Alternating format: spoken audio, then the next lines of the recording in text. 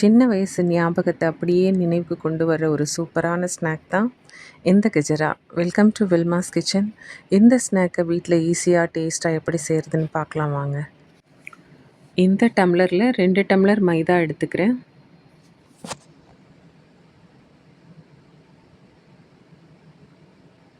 இதே டம்ளரில் 1/4 டம்ளர் ரவை எடுத்துக்கலாம்.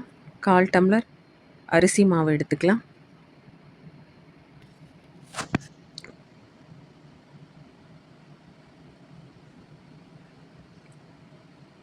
முக்கால் டம்ளர் சர்க்கரை எடுத்துக்கலாம்.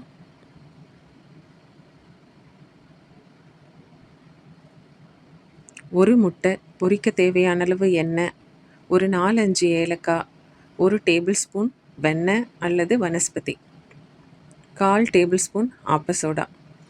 இந்த ஈஸியான இன்க்ரீடியன்ட்ஸ் வச்சு தான் நாம் கஜரா செய்ய போகிறோம். பார்க்கலாமா? இப்போ ஒரு பாத்திரத்தில் ஒரு முட்டையை சேர்த்துக்கலாம்.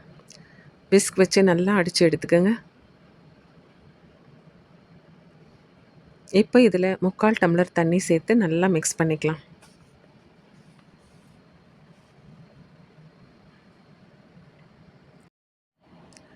ஃபஸ்ட்டே தண்ணியை நிறைய சேர்க்க வேண்டாம். ஒரு 1/2 டம்ளர் தண்ணி சேர்த்துக்கோங்க. அதுக்கப்புறம் தேவைப்பட்டால் நம்ம தண்ணியை தெளித்து பிசைஞ்சிக்கலாம்.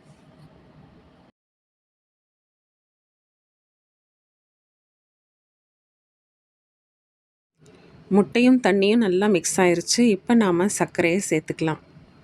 இதையும் நல்லா மிக்ஸ் பண்ணிக்கலாம். அது நல்லா கரையட்டும். இப்போ 1/4 டீஸ்பூன் ஆப்ப சோடா சேர்த்துக்கலாம். ஏலக்காயும் சேர்த்துக்கலாம். வெண்ணெயும் சேர்த்துக்கலாம். எல்லாம் சேர்த்து நல்லா மிக்ஸ் பண்ணிக்கோங்க.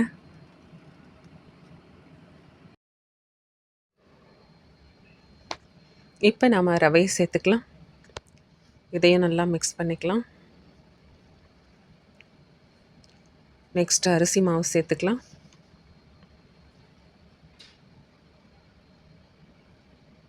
அதையும் நல்லா கலந்து விட்டுக்கலாம்.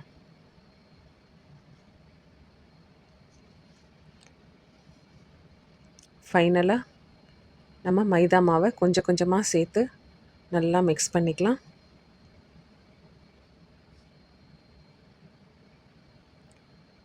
மிக்ஸ் ஆன உடனே இப்போ கைகளால் நல்லா பிசைஞ்சு எடுத்துக்கலாம். சப்பாத்தி மாவு பிசைவோம் இல்லையா, அதே மாதிரி நல்லா பிசைஞ்சு எடுத்துக்கலாம்.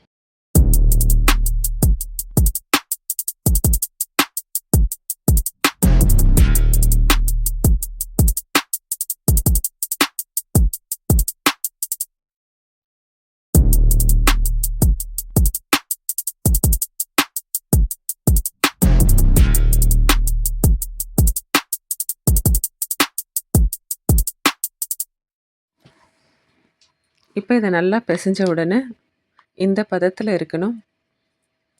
இப்போ பாருங்கள், இப்படி கையில் பிச்சு எடுத்தால் அழகாக வரணும். இதுதான் அதனோட பதம். இதை அப்படியே ஒரு 1 ஹவர் நீங்கள் அப்படியே ரெஸ்ட்டில் விட்டுருங்க. அது நல்லா ஊறட்டும். இப்போ இதை நம்ம ஒரு மூடி போட்டு மூடி வச்சிடலாம். ஒரு 1 ஹவர் கழித்து நம்ம எடுக்கலாம். இப்போ ஒரு கடாய் வச்சுக்கலாம். நம்ம எண்ணெய் சேர்த்துக்கலாம். நான் ரீஃபைண்ட் ஆயில் தான் சேர்த்துருக்கேன். இப்போ கையில் கொஞ்சமாக எண்ணெய் தடவிக்கலாம். கஜராவை சுட ஆரம்பிக்கலாம். இந்த மாதிரி எடுத்துக்கங்க. மடித்து பரோட்டாவுக்கு உருண்டை பிடிப்போம் இல்லையா, அதே மாதிரி பிடிச்சி ஷேப் பண்ணக்கூடாது. ஷேப் பண்ணாமல் அப்படியே எண்ணெயில் ஒன்று ஒன்றா சேர்த்துக்கலாம். பாருங்கள், இந்த மாதிரி பிச்சு எடுத்து அப்படியே எண்ணெய்க்குள்ளே சேர்க்கணும். நான் இன்னொரு முறை செய்து காட்டுறேன் பாருங்கள். இந்த மாதிரி எண்ணெய் தடவி எடுத்துக்கங்க. இதே மாதிரி மடித்து எடுத்து இப்படி மேலே அப்படியே எடுத்து நம்ம உள்ளே போட வேண்டியது தான். ஏன் இப்படி போடுறோன்னா, அப்போ தான் நமக்கு அந்த கஜராவோட ஷேப் ஒரு வெடிச்சா மாதிரி வரும் இல்லையா, அந்த மாதிரி போட்டால் தான் அப்படி நல்லா வரும். இப்போ ஸ்டவ்வோட ஃப்ளேமை நல்லா குறைச்சி வைங்க. குறைச்ச தீயில் தான் இது வேகணும். பூரிக்கு போடுற மாதிரி சூடாக இருக்கக்கூடாது. லைட்டாக இந்த மாதிரி அதை அப்படி எடுத்து விடுங்க. ரொம்ப மிக்ஸ் பண்ண வேண்டாம். அதுக்கப்புறம் அதுவே மேலே ஒன்று ஒன்றா தானாக எழும்பி வரும்.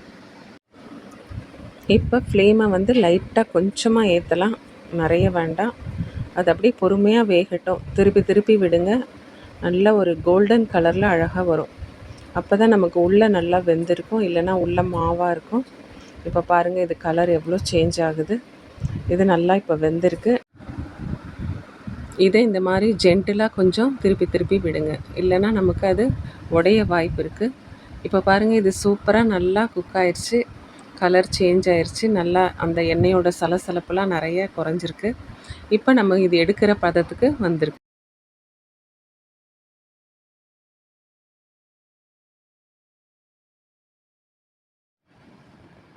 இப்போ நமக்கு சூப்பராக ரெடி ஆயிடுச்சு. ஒரு பிளேட்டுக்கு ட்ரான்ஸ்ஃபர் பண்ணிக்கலாம்.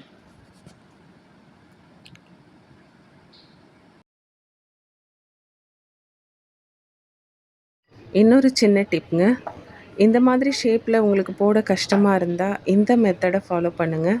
அப்படியே கொஞ்சமாக எடுத்து ஷேப் பண்ணாமல் எண்ணெயில் அப்படியே போடுங்க. இதுவும் சூப்பராக தான் வரும் ஷேப்பு. சைஸ் கொஞ்சம் சின்னதாக இருக்கும், பிக்னஸ்க்கும் ஈஸியாக இருக்கும். இந்த மாதிரி அப்படியே கையில் பிச்சு அப்படியே எண்ணெயில் போட்டு பொரிச்சிடுங்க. இதுவும் பார்க்க க்யூட்டாக தான் இருக்கும். இப்போ நம்ம கெஜரா ரெடி ஆயிடுச்சு. மணமும் டேஸ்ட்டும் ஸ்ட்ரக்சரும் சூப்பராக இருக்குது. ஊருக்கு ஏற்ற மாதிரி இதனுடைய பேரும் மாறுங்க, ஆனால் டேஸ்ட் வந்து மாறாது. இப்போ நம்ம 2 ஷேப்பில் செஞ்சுருக்கோம். உங்களுக்கு எது ஈஸியாக இருக்கோ நீங்கள் அந்த மெத்தடை ஃபாலோ பண்ணுங்கள். அப்புறம் என்ன, ஒரு ஈவினிங் டைமில் நமக்கு பிடிச்சவங்களோட, ஃபேமிலியோட, ஃப்ரெண்ட்ஸோட ஒரு கப் டீயோட இந்த ஸ்நாக்கையும் சேர்த்து சாப்பிட நீங்கள் ரெடியா?